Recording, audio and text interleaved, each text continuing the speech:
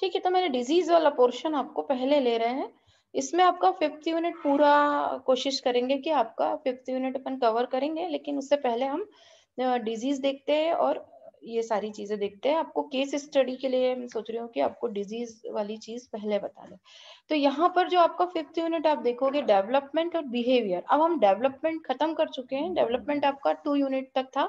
3 जो यूनिट्स हैं वो आपकी पूरी बिहेवियर जेनेटिक्स में जाएंगी। और बिहेवियर जेनेटिक्स जो है वो बहुत ही इंपॉर्टेंट पोर्शन है।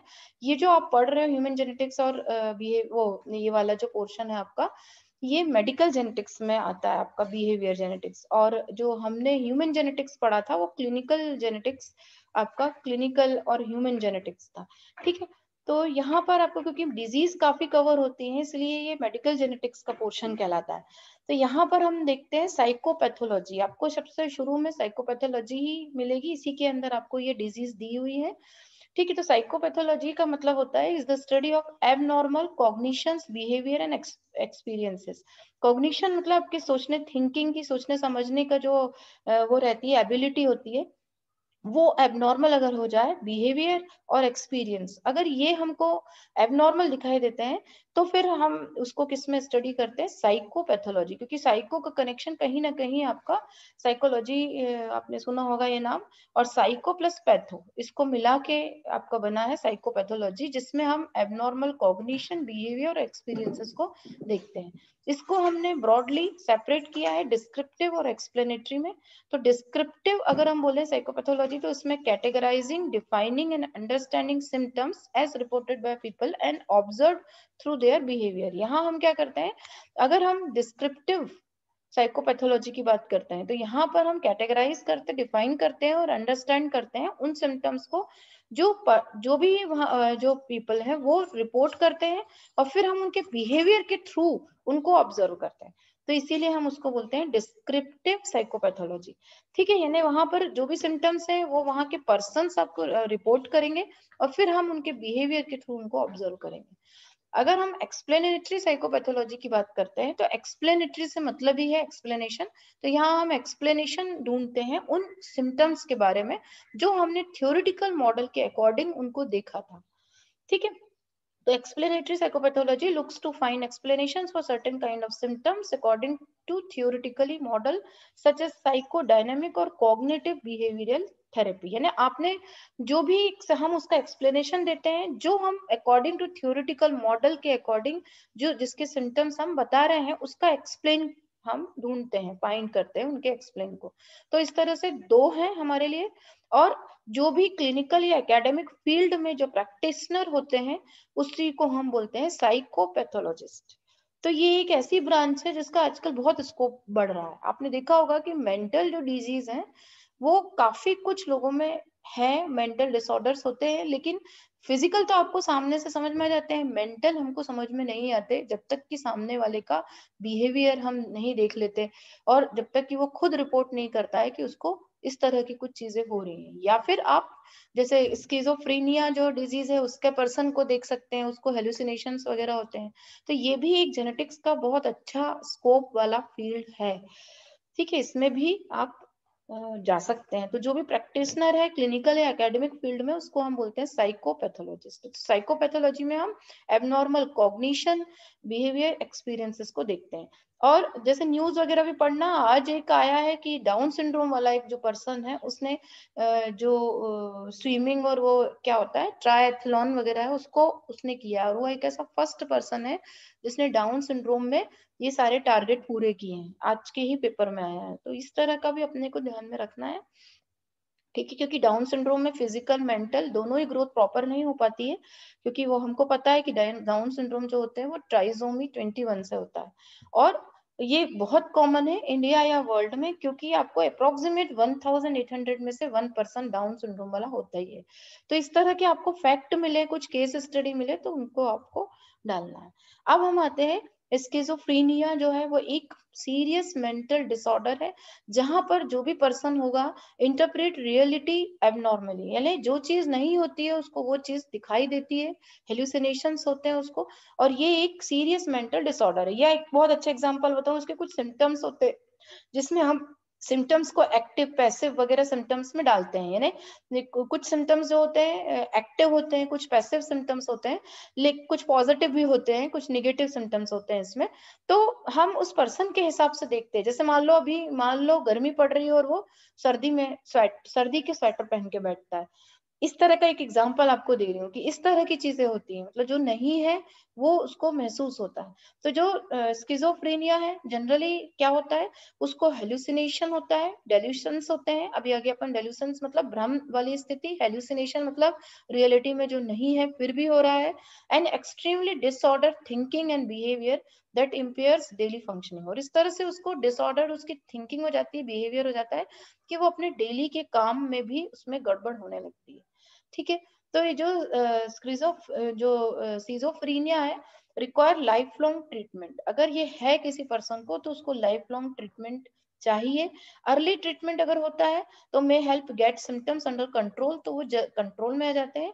और सीरियस कॉम्प्लिकेशंस के पहले ही हमको उसको देख लेना चाहिए। अगर पहले ही स्टार्टिंग में ही ट्रीटमेंट उसको मिल जाता है तो वो कॉम्प्लिकेटेड की तरफ नहीं जाता।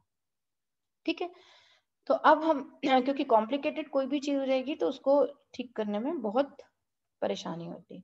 तो जो स्किज़ोफ्रेनिया है involve a range of problem with thinking में प्रॉब्लम होती है ना। यानी कॉग्निशन में आपके सोचने समझने का जो भी एबिलिटी है वो बहुत ज्यादा इफेक्ट होती है। बिहेवियर, इमोशंस, ये सारे में प्रॉब्लम होती है। ठीक है। साइन और सिम्टम्स वेरी करते हैं लेकिन कुछ कॉमन है जो उनमें होते ही हैं। और वो कॉमन क्या है, जैसे डेल्यूशंस है, हेल्यूसिनेशन है, या डिसऑर्गेनाइज्ड स्पीच है, reflect in impaired ability to function. अब जैसे हम सिम्टम्स में डालते हैं, सबसे पहले है अब हमारे डेल्यूशंस। यानी ये आप किसी कोई भी बिलीव जो है, फॉल्स बिलीव होंगी आपकी। यानी आपने जो सोच लिया है कि ये आपकी जो विश्वास है वो गलत है, जो रियलिटी पर बेस्ड नहीं है। जैसे आप क्या कर रहे हो, for example you think that you are being harmed और हैरेस्ड, मतलब आपको कोई परेशान नहीं कर रहा, फिर भी आपको लग रहा है कि कोई हमें नुकसान पहुंचा रहा है, कोई हमें धमका रहा है। ठीक है। सर्टेन गेस्चर्स और कमेंट्स आर डायरेक्टेड टू, ये लगता है कि हमको कोई हम अच्छे कमेंट नहीं दे रहा है, या आपकी तरफ कोई बुरी नजर से देख रहा है, ये भी आप कर सकते हैं। लेकिन वो रियलिटी में नहीं होता। तो डेल्यूशंस का मतलब होता है कि वो बिलीफ है जो रियलिटी में नहीं हो रही है। ठीक है। तो ये इसका एक बहुत इंपॉर्टेंट सिम्टम है। फिर हम आते हैं हेल्यूसिनेशंस में। हेल्यूसिनेशंस मतलब आपको कुछ भ्रम वाली स्थिति हो गई, ये भी वही होती है, आपको कोई चीज दिखाई दे रही है जबकि वो नहीं है। ठीक है। तो हेल्यूसिनेशंस जो होते हैं वो आपको विजुअल हो सकते हैं, टच वाले हो सकते हैं, कोई भी हो सकते हैं। जैसे ये देखो, मैं आपको नीचे पहले एक डायग्राम दिखा देती हूँ जिससे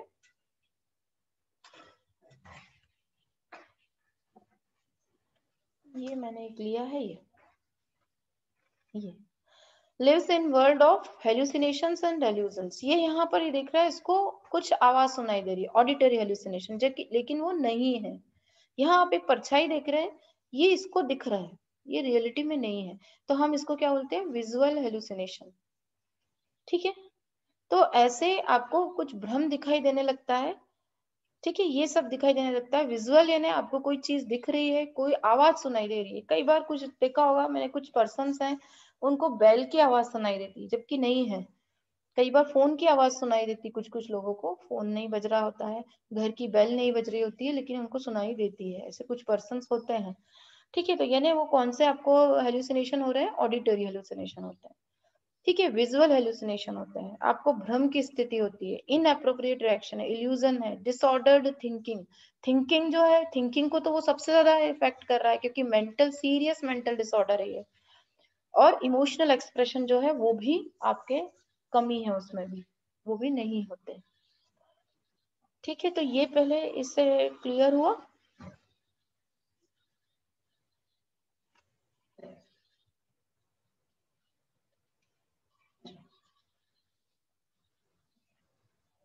यहाँ आ जाते हैं हम वापस से। ठीक है। यहाँ हम देख रहे थे हेलुसिनेशंस हैं, उसको विजुअल, ऑडिटरी, टच वाले कोई से भी हेलुसिनेशंस हो सकते हैं। ठीक है। Hearing voices is the most common hallucination. यहाँ बता रहे हैं कि आपको कुछ आवाज जो सुनाई देती है वो ज्यादा कॉमन है।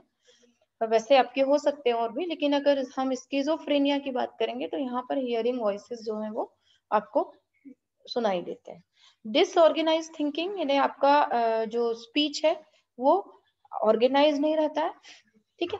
तो डिसऑर्गेनाइज थिंकिंग, क्योंकि आपका जब आपकी सोच ही ऑर्गेनाइज नहीं है तो फिर आप जो बोलोगे वो भी ऑर्गेनाइज नहीं होगा। तो डिसऑर्गेनाइज थिंकिंग जो है वो डिसऑर्गेनाइज स्पीच, थिंकिंग से ही स्पीच आएगा आपका।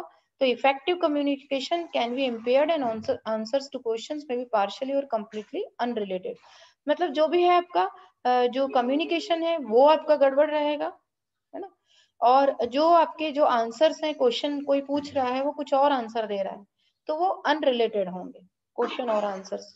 जो भी कोई क्वेश्चन आपसे पूछता है तो आप उसका सीधा सीधा जवाब देते हो, पर यहाँ पर क्या होगा, जो क्वेश्चंस आपके पूछे जा रहे हैं, जो आंसर दिए जा रहे हैं, वो उनमें पार्शियली कंप्लीटली अनरिलेटेड होंगे, ठीक है। रेयरली स्पीच में include putting together meaningless words that can not be understood. कई बार आपके स्पीच में, यानी जो पर्सन है स्किज़ोफ्रेनिया का, उसके स्पीच में मीनिंगलेस वर्ड्स आ जाएंगे जिनका कोई मतलब नहीं होता, ठीक है।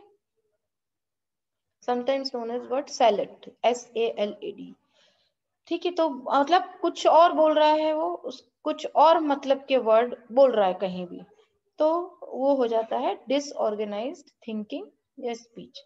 उसके बाद नेक्स्ट है एक्सट्रीमली डिसऑर्गेनाइज्ड और एबनॉर्मल मोटर बिहेवियर। अब चूंकि ब्रेन डिसऑर्डर्स है तो क्या होगा, एबनॉर्मल मोटर बिहेवियर है, ये कई तरीके से देखा जाता है। जैसे फ्रॉम चाइल्ड, अगर चाइल्ड लाइक आपको बच्चों जैसी हरकतें करेंगे, उनकी जैसी मूर्खता, है ना, टू अनप्रेडिक्टेबल एजिटेशन, या फिर आप बहुत ज्यादा अंदर आपका एजिटेशन होगा, है ना। Behaviour isn't focused on a goal, आपका बिहेवियर जो किसी गोल पर फोकस नहीं होगा। So it's hard to do task करने में दिक्कत है। Behaviour include can include resistance to instructions, जो इंस्ट्रक्शन देंगे उससे वो उसको हमेशा उसका विरोध ही करेगा, ठीक है। पोस्चर आपका सही नहीं रहेगा, रिस्पॉन्स जो है उसकी कमी होगी, यूजलेस और एक्सेसिव मूवमेंट, वो अननेसेसरी के मूवमेंट करेगा जो जरूरी वहां पर नहीं है। तो मोटर बिहेवियर जो है वो भी एबनॉर्मल होगा। मैंने आपको बताया था कि इसके कुछ पॉजिटिव सिम्टम्स होते हैं, कुछ निगेटिव सिम्टम्स होते हैं, ठीक है। तो निगेटिव मतलब जो आपको आपके ज्यादा यूजलेस होते हैं उनको अपन निगेटिव सिम्टम्स बोलते हैं। दिस रिफर्स टू रिड्यूस और lack of ability to function normally, यानी आप फंक्शन नॉर्मली नहीं कर पा रहे हो। जैसे पर्सन में नेग्लेक्ट पर्सन हाइजीन और appear to lack emotion, doesn't make eye contact नहीं बना रहा है ना, डजंट चेंज फेशियल एक्सप्रेशन और स्पीक्स इन अ मोनोटोन। अगर कोई हंसी की चीज भी है या कोई एक्सक्लेमेटरी भी है तो भी उसमें एक्सप्रेशन नहीं आ रहा है, वो एक मोनोटोन के फॉर्म में स्पीक कर रहा है। तो इस तरह के अगर हमको दिखाई देते हैं और पर्सनल हाइजीन को नेग्लेक्ट कर रहा है, आई कांटेक्ट नहीं बना रहा है, ठीक है। इस तरह की जो चीज है, आई कांटेक्ट तो हालांकि ऑटिज्म में भी नहीं होता है, ऑटिज्म एक अलग चीज है, वो भी एक मेंटल डिसऑर्डर है, वहां भी आई कांटेक्ट नहीं होता है। तो यहाँ पर भी वो इस तरह से करता है, लेकिन ऑटिज्म में हेलुसिनेशन नहीं होता। ऑटिज्म और उसमें एक बड़ा डिफरेंस है, यहाँ पर हेलुसिनेशन होगा, तो इसीलिए इसको हमने सीरियस मेंटल डिसऑर्डर बोला है, ठीक है। तो पर्सन जो है वो पर्सनल हाइजीन को नेग्लेक्ट करता है, इमोशंस नहीं रहते, आई कांटेक्ट नहीं कर रहा है, ये सब नहीं कर रहा है, और एवरीडे एक्टिविटी जो है उसमें भी अपना इंटरेस्ट को लूज करता है, ठीक है। ये फिर आपका जो है हमने देखा था कि सिम्टम्स वेरी करते हैं, ठीक है, और जैसे जैसे समय बढ़ता जाएगा वो थोड़ा सा डिजीज जो है वो डेंजरस होती जाएगी, सीवियरिटी टाइम के साथ बढ़ती जाएगी, ठीक है। सम सिम्टम्स रहते हैं कई बार, मैंने आपको बताया था कि कुछ इसको हम बोलते हैं एक्टिव और एक्टिव हम सिम्टम्स बोलते हैं। तो एक साइकिल सी चलती है, तो साइकिल का एक्चुअली डायग्राम इसमें नहीं आ पाया, तो इसके हम फेज अगर देखते हैं ना, तो एक्टिव है, प्री नॉर्मल है और एक रेसिड्यूअल है, ठीक है, ऐसी होती है। तो एक साइकिल में चलता है, तो कभी कभी बहुत ज्यादा सीवियर सिम्टम्स आ जाते हैं तो हम उसको बोलते हैं एक्टिव, ठीक है। एक्टिव वाले में आपको बहुत ज्यादा सिम्टम्स दिखाई देंगे, और रेसिडुअल जो है उसमें कॉग्निटिव सिम्टम्स होते हैं, कॉग्निटिव। और जो प्रोडर्मल होता है उसमें डिप्रेशन वगैरह की स्टेज होती है, ये होता है। तो इसके मैम सिम्टम्स सबसे जो है, ज्यादा सीवियर कौन सा होता है, एक्टिव? क्या हाँ सीवियर सबसे सिम्टम, सबसे हाँ ज्यादा हाँ सीवियर एक्टिव होता है। हाँ, सीवियर अगर सिम्टम्स है ना तो वो एक्टिव होता है, ठीक है। और इसी तरह से मैंने देखो कुछ कुछ चीजें ध्यान रखना, अगर मान लो सीवियर सिम्टम्स हैं यानी बहुत ज्यादा आपको डेल्यूशंस हेलुसिनेशंस काफी हाई उसमें है, तो हम उसको बोलते हैं एक्टिव है वो साइकिल, ठीक है। और अगर मान लो आपको एकदम से सीवियर सिम्टम नहीं दिख रहे लेकिन कहीं ना कहीं कुछ कॉग्निटिव सिम्टम्स दिख रहा है, तो फिर हम उसको रेजिडुअल बोलते हैं। अच्छा, एक्टिव से वो आ भी सकता है, साइकिल जैसी चलती रहती है। एक्टिव से वो रेसिडुअल में भी आ सकता है, रेसिडुअल से वो प्रोडर्मल में प्रोड्रोमल में भी आ सकता है। और एक्टिव मतलब आप बहुत ज्यादा उनके सिम्टम्स होंगे उसमें, कि जैसे तो यहाँ मैम जो पर वो एक्टिव वाले रहते हैं वो परमानेंट रहते हैं या मतलब साइकिल चलती है कि वो आते जाते रहते हैं? देखो कुछ सिम्टम्स तो हमेशा ही प्रेजेंट होंगे उसमें, है ना। और बाकी क्या होता है कि टाइम के हिसाब से भी वेरी करते हैं। जैसे मान लो कम एज अगर होती है ना उसकी, तो कम एज में हम ये कह सकते हैं कि जो सिम्टम्स हैं वो एक्टिव से उसमें वापस आ सकता है, पर जैसे जैसे एज बढ़ती जाएगी उसकी, है ना, समझ गए। Yes ma'am. हाँ, तो फिर वो सिम्टम्स, क्योंकि वो सीरियस मेंटल डिसऑर्डर है, तो फिर उसका परमानेंट ही हो जाएंगे वो, है ना। जैसे देखो अभी नीचे वाले पैरा में है, तो इसकी तो कुछ मैम ये मतलब एज एज पे भी डिपेंड करता है और मतलब ऐसे साइकिल पे भी डिपेंड करता है? हाँ हाँ बिल्कुल, साइकिल पे भी, पर ये बहुत ज्यादा ओल्ड एज में भी नहीं होता। जैसे अपन ने अभी कौन सा देखा था, डिमेंशिया, डिमेंशिया में क्या था कि यस मैम। अगर मिक्स्ड डिमेंशिया है तो वो 85 में जाएगा। जैसे यहाँ पर ये बताया, it is uncommon for children to be diagnose with, children का तो बहुत मुश्किल है, कहाँ से शुरू होता है ये, मिड 20s में, है ना, in the early to mid 20s में। और अगर वुमेन है तो वुमेन में सिम्टम्स जो है लेट 20s में है। चिल्ड्रन में बहुत कम होता है, rare for those older than age 45, और 45 से ऊपर, क्योंकि तब तक तो उसका काफी कुछ डैमेज हो जाता है ना, सर्वाइवल रेट भी तो कम हो जाती है, यस मैम। ये भी हो जाता है। तो इसलिए ज्यादा ओल्ड में, ये ना हम सोचे कि वो ओल्डर एज में डेवलप हो रहा है, तो वो नहीं होता। ओल्डर एज वाले डिमेंशिया पार्किंसंस है, तो इसलिए 45 से ऊपर वाला अपने को बहुत कम दिखाई देता है, रेयर है, ठीक है। Yes ma'am. और देखोगे तो क्लियर होगा, लेकिन फिर भी अभी मैं इसलिए साइकिल, क्योंकि इसमें साइकिल वाला डायग्राम नहीं आ पाया है। और दूसरा मैं आपको पॉजिटिव और निगेटिव सिम्टम्स जो अपन देख रहे थे, है ना, निगेटिव सिम्टम्स वो हो जाएंगे जो डेली रूटीन के काम में उसको अफेक्ट करते हैं, उनको अपन निगेटिव बोलते हैं। और पॉजिटिव वाले सिम्टम्स ये हैं, जैसे डिसऑर्गेनाइज्ड स्पीच है, डिसऑर्गेनाइज्ड बिहेवियर है ना, ये होते हैं पॉजिटिव वाले। और मैंने जो बोला था कि जैसे जैकेट पहन लिया समर वाले डेज में, तो ये पॉजिटिव है, ये आपको ऐसे कुछ नुकसान नहीं कर रहा, बस आपका बिहेवियर क्या है, डिसऑर्गेनाइज्ड है। आपको समर में जैकेट नहीं पहनना है, ठंड वाले जैकेट तो आप ठंड में ही पहनोगे ना, पर उससे उसी को नुकसान हो रहा है और तो कुछ नहीं है, तो इसको हम बोलते हैं डिसऑर्गेनाइज्ड बिहेवियर।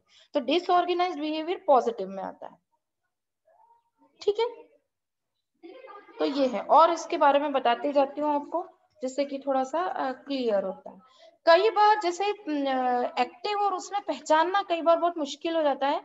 तो अगर मान लो आपके पॉजिटिव सिम्टम्स लगभग 6 मंथ तक रहते हैं, है ना, 6 मंथ तक, तो हम उसको बोल देते हैं कि वो एक्टिव है कंडीशन, साइकिल, ठीक है। ये क्योंकि इसमें क्या होता है कि जो गाबा वगैरह नाम सुना होगा तुमने, न्यूरोट्रांसमीटर्स वगैरह, उनका भी रोल आता यस मैम। है ना, उनका रोल आता है। तो अगर मान लो ये सिम्टम्स जो है आपको पॉजिटिव वाले निगेटिव वाले दोनों ही सिम्टम्स आपको 6 मंथ से ज्यादा आपको दिखाई दे रहे हैं, तो फिर हम ये बोल देते हैं कि ये सीवियर सिम्टम्स है और ये एक्टिव है। और अगर मान लो नहीं है, कुछ समय के लिए दिखाई दिए, कुछ समय नहीं दिखाई दे रहे, तो फिर वो एक्टिव स्टेज नहीं होगी, ऐसा। पर अगर ये लंबे टाइम तक हो गया ना, प्रोलॉन्ग्ड हो गया, तब आप ये बोल सकते हो कि फिर इसको ये परमानेंट हो गया, है ना। जैसे परमानेंट वाली में चीज में कंफ्यूज हो रहे थे ना, तो परमानेंट प्रोलॉन्ग्ड पर भी डिपेंड करती है कि कितने प्रोलॉन्ग्ड ये सिम्टम्स हैं। अगर मान लो, और फिर ट्रीटमेंट तो घर रहेगा ही, इसको ट्रीटमेंट तो देंगे ही, ट्रीटमेंट के साथ वो सिम्टम्स जो होते हैं वो कम ज्यादा होते रहते हैं, ऐसा। तो ये इंपॉर्टेंट डिजीज है, क्योंकि ये सीरियस मेंटल डिसऑर्डर है। अब टीनेजर्स में जो सिम्टम्स है तो टीनेजर्स में जो सिम्टम्स होते हैं वो सिमिलर होते हैं those in adult, but the condition में भी मोर डिफिकल्ट टू रिकॉग्नाइज, क्योंकि हमने देखा टीनेजर्स में बहुत मुश्किल से रिकॉग्नाइज कर पाएंगे। हम कब देख पाते हैं उनको? अर्ली 20s या मिड 20s में, और टीनेजर लगभग 13 की एज से, हम कहते हैं 13 से 16-17 तक की एज को हम बोलते हैं। तो इसमें बहुत मुश्किल है इसको रिकॉग्नाइज करना। This may be in part because some of the early symptoms of schizophrenia in teenagers are common for typical development during teen years. क्योंकि क्या होता है कि हम इसलिए नहीं पहचान पाते कि डेवलपमेंट होता रहता है ना, तो कुछ इनके सिम्टम्स कॉमन रहते हैं। आपने देखा होगा कि टीनेजर्स में जनरली ज्यादा जो रहता है, काफी कुछ जैसे एजिटेशन उनमें ज्यादा रहता ही है एक नॉर्मल कंडीशन में हम देखें तो। ठीक है, तो ये रहता है withdrawal from friends and family, drop in the performance at school, trouble sleeping, irritability और डिप्रेस्ड मूड या मोटिवेशन नहीं होना, ये है कुछ इसके सिम्टम्स। तो ये सिम्टम्स तो टीनेज जब डेवलप होता है तब भी ये सिम्टम्स रहते हैं, है ना। लेकिन यहाँ पर फ्रेंड वाली जो चीज है वो टीनेजर जो होते हैं, नॉर्मल टीनेजर होते हैं, वो फ्रेंड बनाएंगे। लेकिन स्किज़ोफ्रेनिया वाला क्या हो रहा है? Withdrawal from friend and family. जबकि टीनेजर का एक इम्पोर्टेंट डेवलपमेंट अगर नॉर्मल है तो फिर वहां फ्रेंड बनाते हैं वो नॉर्मल डेवलपमेंट में। ठीक है, लेकिन drop in performance at school, ये ऐसा है कि कई बार कुछ टीनेजर बिगड़ जाते, कहते हैं ना कि बिगड़ गए वो लोग, स्कूल नहीं जा रहे हैं, परफॉर्मेंस अच्छी नहीं हो रही है, तो ये तो डेवलपमेंट का नॉर्मल डेवलपमेंट में भी हो सकता है और ये इसमें भी हो सकता है। स्लीपिंग में ट्रबल होता है तो नॉर्मल डेवलपमेंट में भी है, इसमें भी है। डिप्रेस्ड मूड जरूर नहीं रहता है टीनेजर्स का, कभी होता है कभी नहीं होता नॉर्मल में, पर स्किज़ोफ्रेनिया में रहेगा। मोटिवेशन भी इसमें कम है। ठीक है, और कई बार ड्रग एडिक्ट वाली चीज भी होती है, तो ड्रग अगर कुछ ले रहे हैं तो उसके कारण भी सिमिलर साइन और सिम्टम्स दिखाई देते हैं। जैसे ये ड्रग्स के नाम दिए हुए आपको, एलएसडी वगैरह है, जो भी ड्रग, कई बार कुछ लोग ड्रग के उसमें आ जाते हैं, तो ड्रग एडिक्ट में भी कुछ सिम्टम्स जो है वो स्किज़ोफ्रेनिया जैसे दिखाई देते हैं। क्योंकि आपने देखा होगा हेल्यूसिनेशंस ड्रग एडिक्ट वालों को भी होता है ना, भ्रम की स्थिति, डेल्यूशंस जो होते हैं और हेल्यूसिनेशन वो ड्रग एडिक्ट को भी होते हैं। तो कई बार ये ड्रग एडिक्ट से भी वो हो जाता है। Compared with schizophrenia symptom in adult tin में भी, अब अगर अपन कंपेयर करें तो यहाँ पे less likely to have delusions, अगर हम टीनेजर्स की बात करें तो उनमें कम है, more likely to have visual hallucination, लेकिन विजुअल हेल्यूसिनेशन इनमें ज्यादा है। ठीक है, ये क्लियर हुआ पहले टीन और एडल्ट में। अगर हमने कंपेयर किया तो कुछ सिम्टम्स डेवलपमेंट में रहते हैं, यहाँ भी है, पर कुछ यस सिम्टम्स मैम। इनके ड्रग एडिक्ट जैसे भी हैं। और अगर हम एडल्ट और टीनेजर के सिम्टम्स का कंपेयर करें तो यहाँ पर डेल्यूशंस जो है वो इनके लेस लाइकली है, अथर देखना, और यहाँ पर इनका जो विजुअल हेलुसिनेशंस है ना वो ज्यादा है इनको। ठीक है, अब सबसे बड़ी प्रॉब्लम जो है मेंटल डिजीज की वो यही है मेंटल डिजीज की अगर सबसे बड़ी प्रॉब्लम ये है कि फिजिकल तो आपको दिख जाता है पर मेंटल जो है वो नहीं दिखता। किसका? हाँ हेलो, सामने लगा तो हाँ जहाँ अच्छी लगे वहाँ लगा दो, है ना। ठीक है, अब सबसे बड़ी दिक्कत यही होती है कि मेंटल डिसऑर्डर्स जो भी हैं उनमें अवेयरनेस कम है, और अगर मान लो किसी को है भी तो लोग दिखाते भी नहीं है। ठीक है, ये सबसे बड़ी प्रॉब्लम है पूरे वर्ल्ड में या कहीं भी कि मेंटल हेल्थ पे कोई भी ज्यादा ध्यान नहीं देता, है ना। और यही बोलेंगे कि ये क्या ट्रीटमेंट चल रहा है। इसीलिए तो इनमें क्या है, ये पहचानना इनका अवेयरनेस नहीं है, यहाँ पर लोगों में अवेयरनेस नहीं है। अगर हमको इस तरह के पर्सन्स दिखते हैं तो तुरंत अवेयर होकर डॉक्टर को ले जाना चाहिए, डॉक्टर के पास। ठीक है, हेल्पिंग समवन हु में है, ये अपना है ही सभी का जिम्मेदारी कि अगर मान लो कि कोई है उसमें सिम्टम्स दिखाई दे रहे हैं तो फिर हमको उसको जाना चाहिए, मदद करना चाहिए, हेल्प करना चाहिए, और उसको हमको सपोर्ट करना चाहिए और ट्रीटमेंट उसका करवाना चाहिए मेंटल हेल्थ की तरफ। क्योंकि लोग क्या करते हैं कि नहीं जाते हैं, ये तो फिर कॉल वॉल करना ये अपने उसका नहीं है, बस हमको यही है कि अवेयरनेस नहीं है मेंटल। यहाँ पर जो सुसाइडल थॉट और बिहेवियर ये भी है, उनको सुसाइड करने के विचार आएंगे अगर वो बढ़ रहा है, कम हो रहा है वो सिम्टम्स, तो फिर क्या होगा, क्योंकि उनको वो चीज दिखाई दे रही है जो है नहीं। कई बार वो इससे भी परेशान हो जाते हैं, सुसाइड करने की सोचते हैं, सुसाइडल थॉट एंड बिहेवियर, ये कॉमन है स्किज़ोफ्रेनिया में, है ना। तो फिर बाकी ये खैर ठीक है, तो इसमें इसीलिए बहुत जरूरी है उनको दिखाना, मेंटल ट्रीटमेंट करवाना उनका। कॉजेज जो है, कॉजेज मैंने बताया कि थोड़ा सा कॉज जो है कॉम्बिनेशन है जेनेटिक्स का, ब्रेन केमिस्ट्री, एनवायरनमेंट, ये सब मिलकर करते हैं। जैसे मैंने आपको एक ट्रांसमीटर का नाम बताया, जीबीए ट्रांसमीटर, गाबा है, जीएबीए गाबा है, नॉरएपिनेफ्रिन, सेरोटोनिन, ये सारे हैं। यहाँ भी दिए हुए हैं आपको problem with certain naturally occurring brain chemical, जैसे न्यूरोट्रांसमीटर्स हमने देखे हैं। न्यूरोट्रांसमीटर आपको हमने देखा डोपामाइन का जो काम होता है, और डोपामाइन जो होता है उसमें पार्किंसंस डिजीज आपको बताई थी मैंने, शायद तुमको नहीं है। हाँ, पार्किंसंस डिजीज में क्या होता है कि जो नर्व सेल्स हैं डैमेज हो जाती हैं, तो वहां डोपामाइन का बहुत ज्यादा रोल है, क्योंकि डोपामाइन जो है ब्रेन से रिलेटेड जो ट्रांसमीटर्स है, न्यूरो ट्रांसमीटर, और न्यूरॉन के बीच में ये जो क्या करता है, ट्रांसमिशन का काम करता है। तो ये डोपामाइन अगर मान लो उसमें प्रॉब्लम होती है, तो वहां भी फिर नर्व सेल्स का डैमेज हो सकता है, या प्रॉपर कम्युनिकेशन नहीं होता। तो यहाँ पर न्यूरोट्रांसमीटर अगर डोपामाइन, ग्लूटामेट, इनका लेवल कम ज्यादा हो रहा है, कम ज्यादा, ज्यादा तो नहीं, कम हो रहा है, तभी ये फिर किसको करते हैं, में कंट्रीब्यूट टू स्किज़ोफ्रेनिया। ठीक है। और हम अब जब न्यूरो इमेजिंग करते हैं, तो फिर हमको ब्रेन स्ट्रक्चर उन सब में डिफरेंस क्लियर हो जाता है कि हेल्दी ब्रेन कैसा है, और जो भी ये डिजीज है स्किज़ोफ्रेनिया, उसका ब्रेन कैसा है, कौन से पोर्शन में डैमेज हो रहा है, क्योंकि ब्रेन काफी कॉम्प्लिकेटेड है, उसके कौन से पोर्शन में हो रहा है, उस हिसाब से सिम्टम्स भी ज्यादा कम दिखाई देते हैं यहाँ पर। ठीक है, तो ये देखना है। रिस्क फैक्टर्स क्या क्या हो सकते हैं। अब रिस्क फैक्टर तो ये हो सकते हैं क्योंकि इसमें जेनेटिक्स भी है, ब्रेन केमिस्ट्री भी है, और एनवायरनमेंट भी है, ये सभी हैं। तो हम जेनेटिक्स का तो पता लगा सकते हैं कि भाई उसकी फैमिली हिस्ट्री हम देख लें, कि फैमिली हिस्ट्री में किसी को अगर है, अगर मान लो उसकी फैमिली हिस्ट्री में है, तो उसका रिस्क बढ़ जाता है स्किज़ोफ्रेनिया का। ठीक है। कुछ मान लो कॉम्प्लिकेशंस हो जाते हैं प्रेगनेंसी में, या बर्थ कॉम्प्लिकेशंस हैं, या कभी न्यूट्रिशन नहीं मिल पा रहा है, या टॉक्सिन से, वायरसेस में एक्सपोज हो गया, तो फिर वहां भी ब्रेन डेवलपमेंट जो है वो प्रॉपर नहीं हो पाएगा। ठीक है। और ड्रग्स जो है, मैंने आपको बताया था, ड्रग भी काफी, कुछ जो ड्रग हैं, ड्रग लेते हैं कुछ लोग, तो उसके कारण भी फिर ये इफेक्ट होता है ब्रेन।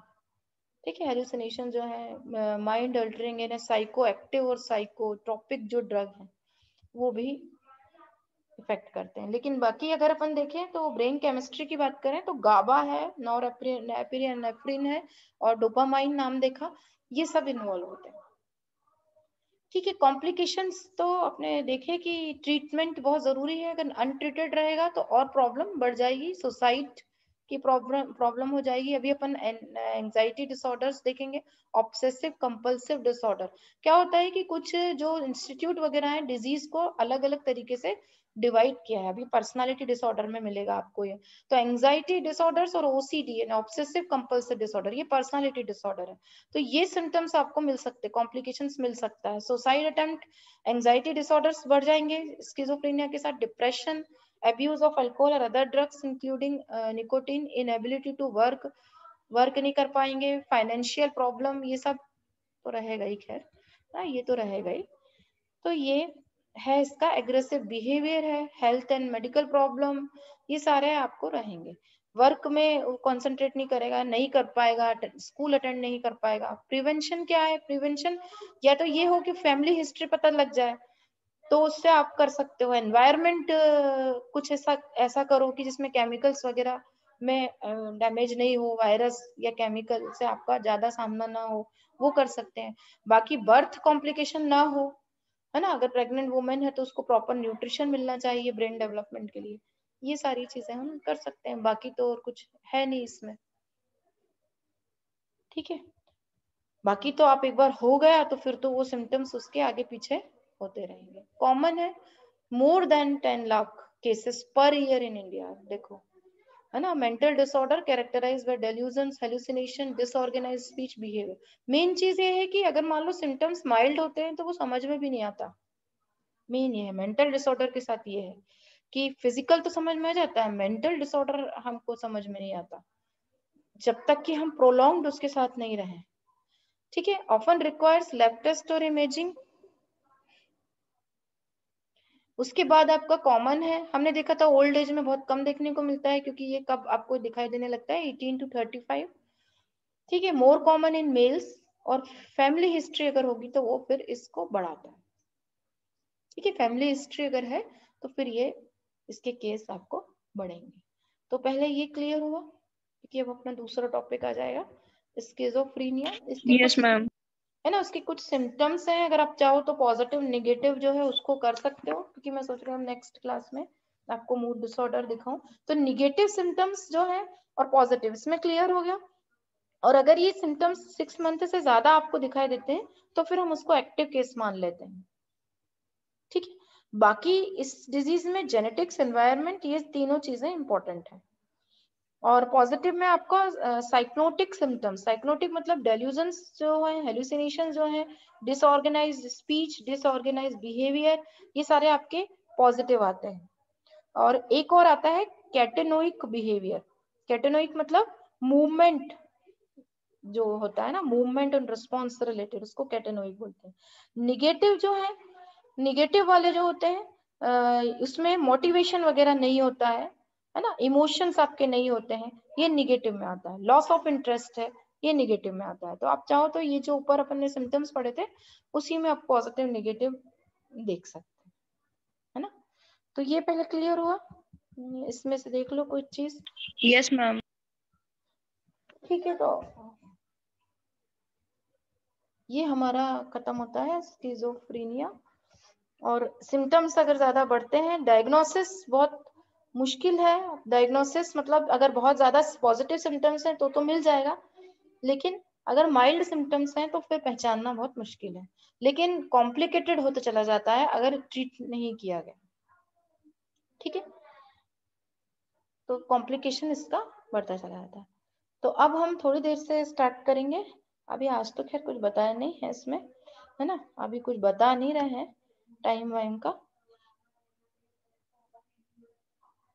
तो शुरू करें हम क्या, कि 5-10 मिनट बाद आपका दूसरी क्लास शुरू करें?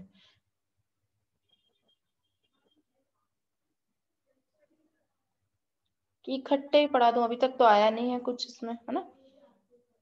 बताओ आगे है हमारा, स्टार्ट कर लें? Yes ma'am. ठीक है, तो हम स्टार्ट कर देते हैं। जनरल बैकग्राउंड इंफॉर्मेशन हम आपको अब है, ये हम पूरी 5th यूनिट आपको कवर कर रहे हैं, क्योंकि ये जब हमने एक डिजीज उठाई है तो उससे रिलेटेड बहुत सारे टर्म हैं। इसी तरह से डिजीज को अपन जब डिवाइड करते हैं तो वो कौन सी डिजीज है, कैसे हमने उसको, पर्सनालिटी डिसऑर्डर में आएगा कि हम उसको किस तरह से डिवाइड करते हैं ना। पर्सनालिटी डिसऑर्डर आगे है। तो पहले हम मूड डिसऑर्डर्स देख रहे हैं। मूड डिसऑर्डर कई बार हम और आप नॉर्मल लोग भी हम देखते हैं, आप कहते हो कोई चीज करने का तो हम कहते हैं कि आज मूड नहीं है। तो ऐसा क्यों कि कभी हमारा मूड काफी पॉजिटिव होता है, कभी हमारा मूड जो होता है काफी निगेटिव होता है, कभी पढ़ने का मूड नहीं होता, पर जब आप पढ़ने लग जाते हैं तो आपको इंटरेस्ट बढ़ जाता है ना। तो ये जो मूड है हमारी लाइफ में, वो एक इमोशंस के एक रोलर कोस्टर की तरह है। कभी कभी आप सोचते हो कि हम पूरी दुनिया के टॉप पर हैं, क्योंकि आपके इमोशन जो आपके अंदर जो इमोशंस हैं वो काफी हाई प्रोफाइल प्रमोशन होते हैं, ठीक है। लेकिन कई बार आप एकदम फील डाउन बहुत ज्यादा करने लगते हो। तो ये सब क्या है, ये जो फ्लक्चुएशंस हो रहे हैं मूड के, वो आते हैं और जाते हैं, ठीक है ना। और ये जो मूड है हमारा, वो हमारे डेली एक्टिविटी पे, हमारे सोशल, एजुकेशनल, वोकेशनल, रिलेशनशिप, इन सब पर इफेक्ट डालता है, ठीक है। तो अब इसीलिए हमारे लिए बहुत इंपॉर्टेंट है। तो मूड डिसऑर्डर्स क्या होते हैं, लेकिन देखो ये मूड की बात है, मूड थोड़ी देर में चेंज हो जाता है, पर डिसऑर्डर मतलब कि कहीं ना कहीं आपको कोई सीरियस चेंज हो रहा है, यानी कुछ आपकी इस तरह का डिसऑर्डर है कि फिर वो नॉर्मल नहीं है ना। नहीं तो नॉर्मल से समझ जाओ, नॉर्मल में तो हमारा मूड चेंज होता रहता है और वो ठीक भी हो जाता है। कुछ लोग कुछ देर के लिए थोड़ा सा ज्यादा गुस्से में भी रहते हैं, फिर थोड़ी देर बाद ठीक हो जाते हैं। लेकिन डिसऑर्डर का मतलब कि कोई सीरियस चेंज आपके में हो रहा है। तो मूड डिसऑर्डर्स का मतलब है characterised by a serious change in mood. अब आपके मूड में जो है वो सीरियस चेंज आ गया है, that cause disruption to life activity. और इतना ज्यादा हो गया है कि लाइफ एक्टिविटी करने में भी वो आपको क्या कर रहा है, डिसरप्ट कर रहा है, ठीक है। तो जनरली हम देखते हैं तो दो मैनी डिफरेंट सब टाइप्स आर रिकॉग्नाइज्ड, बहुत सारे सब टाइप्स हमने देखे हैं, लेकिन फिर भी तीन हम स्टेट्स जो है मूड डिसऑर्डर की उसको वो एग्जिस्ट करती हैं, और वो है डिप्रेसिव, मैनिक एंड बाइपोलर। इन तीन को हम बोलते हैं। वो सुना होगा ना, कुछ लोग बोलते हैं कि बहुत मैनिया हो गया, मैनिक हो रहे हैं हम। डिप्रेसिव, डिप्रेशन तो आपने सुना ही होगा, कुछ लोग डिप्रेशन में चले जाते हैं, बंद हो जाते हैं एक रूम में, है ना, सुना होगा, ये तो बहुत Yes, ज्यादा ma'am. कॉमन हो गया है। और आपने सुना होगा कि कई सेलिब्रिटी भी बोलते हैं कि हम इतने महीने डिप्रेशन में थे, हम ये थे। तो ये तीन चीजें Yes, जो ma'am. है ना, ये तो बहुत कॉमन हो रहा है। और मैं अभी यही बोल रही हूँ कि आजकल मेंटल जो डिसऑर्डर है वो बहुत ज्यादा बढ़ रहा है। तो इसमें इस फील्ड में बहुत स्कोप है, जो मेडिकल जेनेटिक्स वाला पोर्शन है अपना, क्योंकि ये डिजीज जो है वो काफी कुछ, आपका मूड डिसऑर्डर है, एंजाइटी डिसऑर्डर है, इन पे लोगों का ध्यान नहीं जाता, लेकिन ये बहुत ज्यादा आपकी लाइफ में इंटरफेयर करते हैं। तो हम अगर देखते हैं तो तीन सब टाइप्स, हमने तीन स्टेट्स देखी हैं मूड डिसऑर्डर के। ठीक है, तो major depressive disorder is characterised by overall depressed mood. अगर मान लो डिप्रेसिव डिसऑर्डर है तो मतलब आपका मूड जो है वो काफी ओवरऑल डिप्रेस्ड मूड हो गया। ठीक है, अब elevated moods are characterised by, और बढ़ रहा है तो वो मैनिया और हाइपोमेनिया कहलाता है। Cycling between both depressed and manic mood is characteristic of bipolar. Bipolar का मतलब ही होता है कि आपको दो डिफरेंट स्टेट्स दिखाई दे रही हैं, कभी खुशी कभी गम, सुना होगा ना, उसको Yes, बोलते हैं ma'am. बाइपोलर। हाँ, बाइपोलर का सीधा सीधा ऐसे समझ लो, बाइपोलर मतलब आप पल में कुछ हो, कभी कुछ हो रहे हो, तो आपके दो चीज आपको दिखाई दे रही है। तो मैं क्या करती हूँ, हाँ, जैसे कई बार आपकी कुछ आते हैं कटिंग वगैरह, तो जैसे बाइपोलर डिसऑर्डर को सीधा सीधा हम खुशी या गम का स्ट्रीम भी बोलते हैं। ठीक है, तो ये होता है। और मूड डिसऑर्डर जो है ना, उसी के हमने स्टेट्स देखी हैं। ठीक है, तो यहाँ पर एक पेपर कटिंग भी आई थी, उसमें आपको एक जो मेंटल वाले जो डॉक्टर होते हैं, साइकेट्रिस्ट जो रहते हैं, उनका आया है। एक साइकेट्रिस्ट ने बोला है कि ये बाइपोलर डिसऑर्डर जो है, यानी खुशी और गम वाला है, उसमें सुसाइड के चांसेस काफी ज्यादा है। तो अगर कोई मूड डिसऑर्डर से गुजर रहा है, मतलब जा रहा है, तो हमको उसकी परेशानी जो है ना उसको बांटना चाहिए, हेल्प करना चाहिए, क्योंकि वो इससे क्या होता है, दूसरों से अपने आप को अटैच महसूस करता है। ठीक है, तो ये है। और यही आपको बताया है कि डिप्रेस्ड, देखो डिप्रेस्ड मूड मतलब नीचे लेवल तक चला गया। Major depressive disorder is characterised by overall depressed mood. अगर हम मेजर डिप्रेसिव डिसऑर्डर बोल रहे हैं मतलब ओवरऑल आपका मूड क्या हो रहा है, डिप्रेस्ड हो रहा है। लेकिन इलिवेटेड मूड अगर हम बोल रहे हैं तो इलिवेटेड मूड को आप क्या बोलते हैं, मैनिया और हाइपोमेनिया। सुना होगा कि कुछ लोग बोलते हैं हमको शॉपिंग करने का मानिया है ना, कुछ लोग बहुत ज्यादा करते हैं। तो इलिवेटेड वाला जो हो जाएगा वो मैनिया और हाइपोमेनिया होगा। और जो साइकिल बोथ डिप्रेस्ड और मैनिक मूड के बीच में होती है, cycling between both depressed and manic mood, उसको हम बोलते हैं बाइपोलर मूड डिसऑर्डर। ठीक है, अब ये जो है टाइप एंड सब type of mood, these disorders also very in intensity and severity. अब इनकी इंटेंसिटी और सीवियरिटी जो है वो अलग अलग होती है। ठीक है, डिपेंड करते हुए। फॉर एग्जाम्पल, जो हमारा मतलब जैसे मैंने कुछ भी एक नाम दिया मान लो, है ना, जैसे आपका डिसथाइमिक डिसऑर्डर जो है वो मेजर डिप्रेशन का ही एक कम रूप में फॉर्म है, डिप्रेशन का ही एक बहुत लोअर लेवल वाला है। लेकिन अगर हमने बोला साइक्लोथाइमिक डिसऑर्डर, अगर डिसथाइमिक बोला तो वो डिप्रेशन का लेसर फॉर्म है। अगर हमने साइक्लोथाइमिक बोला तो ये सिमिलर है, बट ये सीवियर फॉर्म है किसका, बाइपोलर डिसऑर्डर का। तो कौन सा डिसऑर्डर हम बोल रहे हैं, मूड डिसऑर्डर के हिसाब से हम उसको डिवाइड करते हैं। तो जनरली आपने तीन स्टेट्स देखी, कौन कौन से देखी, एक डिप्रेशन वाला हो गया, एक मैनिया वाला हो गया, और एक बाइपोलर डिसऑर्डर। तो बाइपोलर इन दोनों के बीच में घूमता है। ठीक है, अभी और क्लियर होगा इसकी ये पढ़ोगे तो। और बाइपोलर डिसऑर्डर जो है वो मूड डिसऑर्डर का बहुत खतरनाक और वो है, क्योंकि इसमें सुसाइड का आपको चांसेस रहते हैं। डिप्रेशन ओवरव्यू अगर हम देखें, अगर मान लो if you are suffering from depression, मान लो आपको डिप्रेशन हो रहा है, फीलिंग निगेटिविटी की आ रही है, तो can affect your whole being, वो पूरा के पूरे आपको इफेक्ट करेगा। While different type of depression exist, most have mood, cognitive, sleep, behavior, whole body and weight effect. Different type के डिप्रेशन एग्जिस्ट करते हैं, लेकिन जो मोस्ट है वो कौन कौन से हैं? मूड है, cognitive, sleep, behaviour, whole body, weight effects, ये इनको इफेक्ट करता है। You are likely experiencing feelings of apathy, general discontent, loss of interest in thing that used to be pleasurable. मतलब इन सब का मीनिंग यही है कि जो चीजें जो जिस चीज में आपको खुशी मिलना चाहिए उस चीज में आपको इंटरेस्ट नहीं हो रहा, उस चीज में आपको खुशी नहीं मिल रही।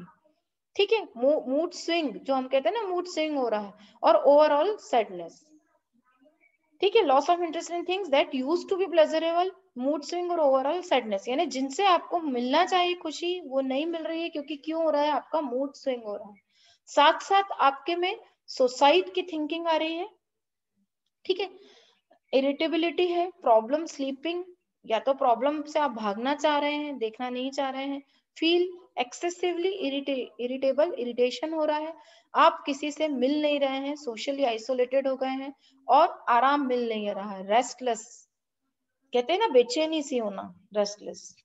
ठीक है, depression often affect your weight as well, depression जो है वेट को भी इफेक्ट करता है, ईटिंग में भी लॉस कर रहे हो, इंटरेस्ट नहीं है, और सिग्निफिकेंट अमाउंट का वेट जो है वो लूज हो रहा है, क्योंकि आप खाओगे नहीं तो वेट लूज तो हो गई।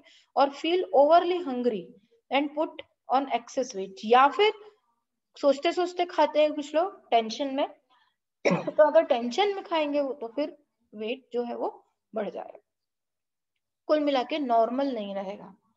जिन चीजों में खुशी मिलना चाहिए वहां पर खुशी नहीं मिल रही है।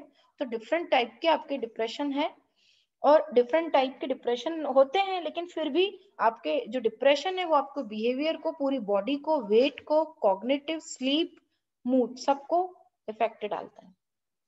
ठीक है, जिन चीजों में खुशी मिलना चाहिए वहां खुशी नहीं मिल रही है।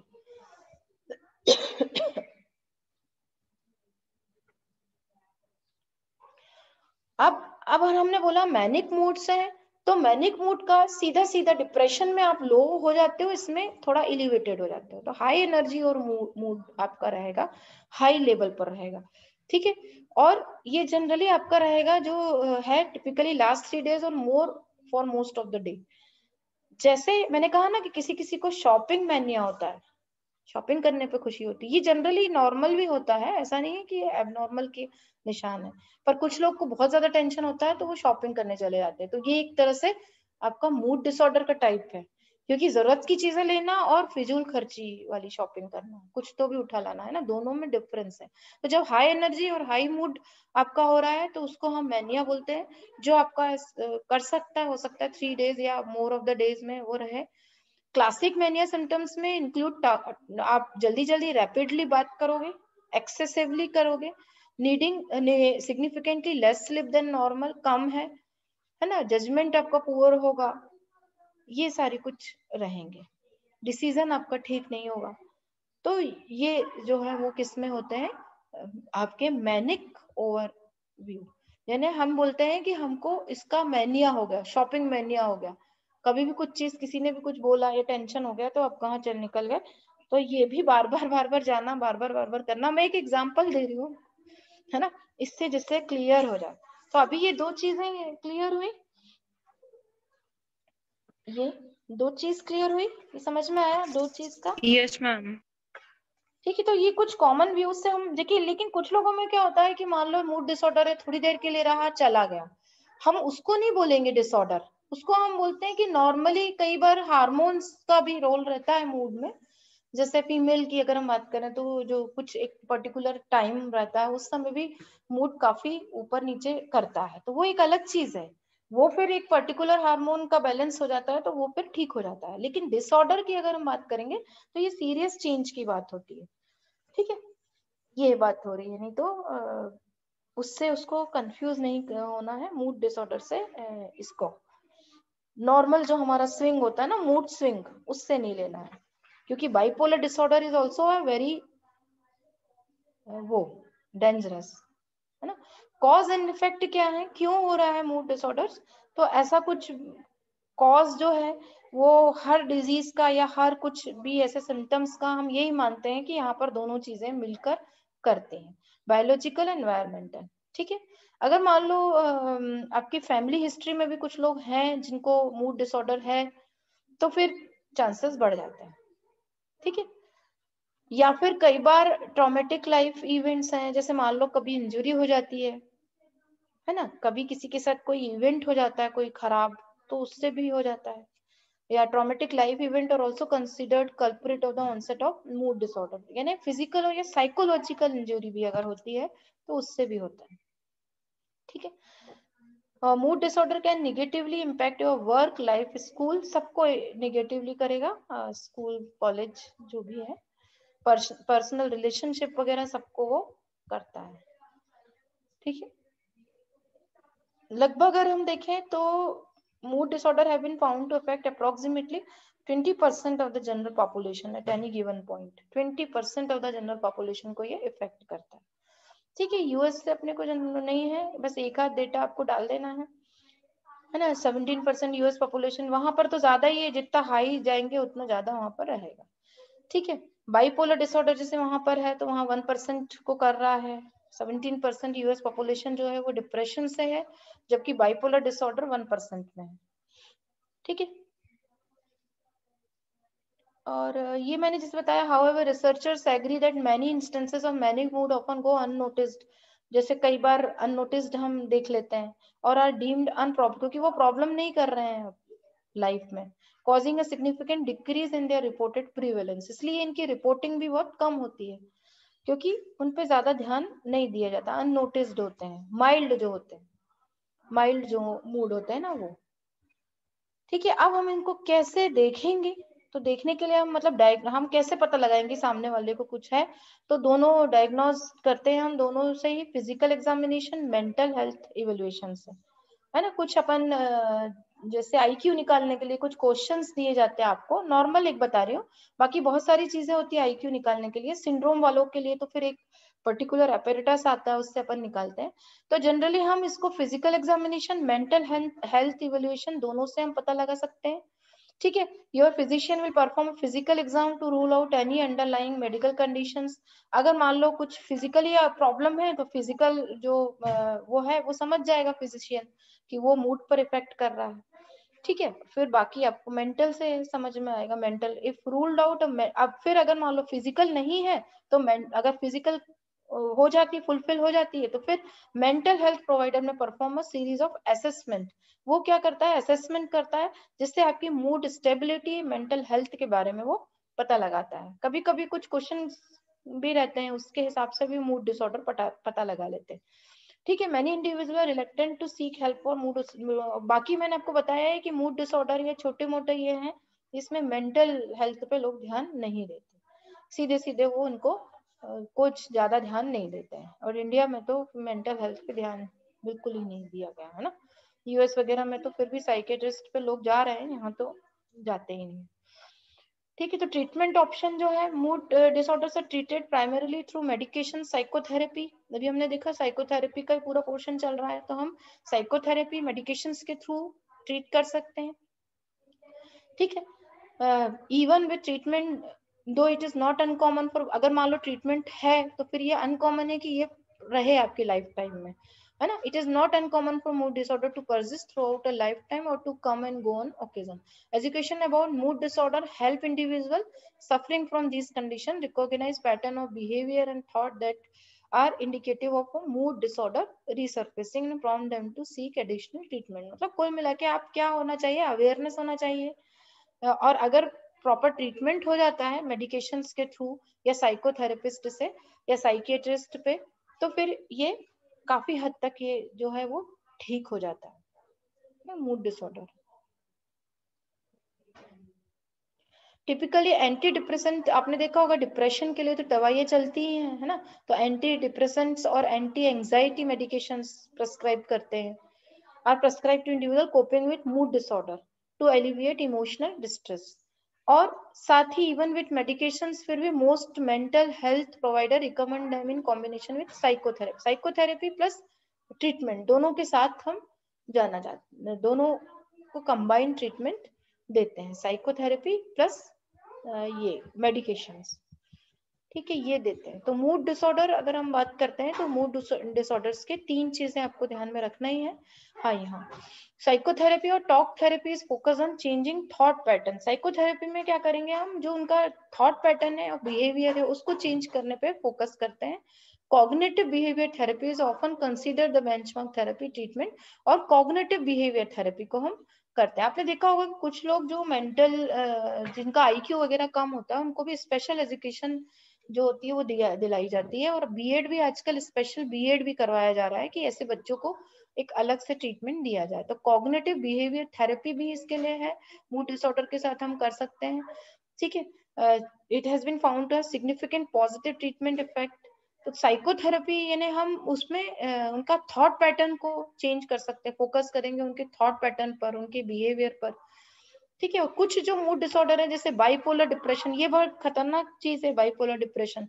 तो इसमें हम क्या करते हैं, are usually treated with life long medication of mood stabiliser. यहाँ पर क्योंकि बाइपोलर में क्या हो रहा है, एकदम खुशी एकदम उसको मतलब चेंज हो रहा है। बाइपोलर दो तरह का उसको दिखाई दे रहा है। बाइपोलर का मतलब उसको एकदम खुशी भी है, उसको गम भी है, दो स्ट्रीम में चला जाता है, एकदम हाई एकदम लो, तो उसी को हम बोलते हैं बाइपोलर।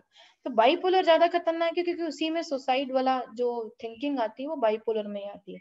तो यहाँ पर हम इसको जनरली लाइफ लॉन्ग मेडिकेशन जो है मूड स्टेबलाइजर को, जैसे हम मेडिकेशन देते हैं मूड स्टेबल, जो हम हमारे मूड को क्या कर दे, स्टेबल कर दे, उसको कंबाइन करते हैं साइकोथेरेपी के साथ।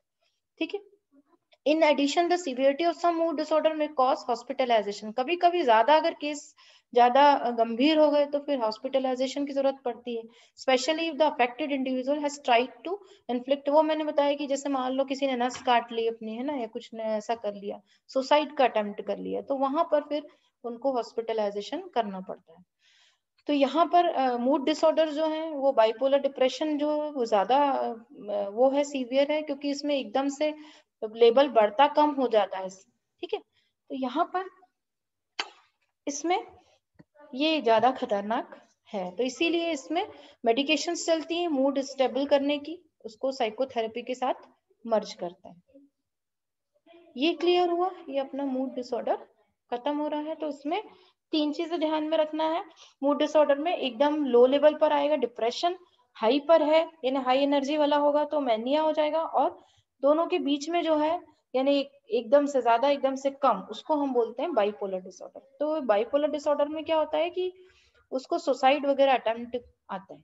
और मूड जो है, मूड डिसऑर्डर मतलब कुछ सीरियस चेंज जब होने लगते हैं मूड में, तो उसको हम मूड डिसऑर्डर में रखते हैं। ये क्लियर हुआ पहले?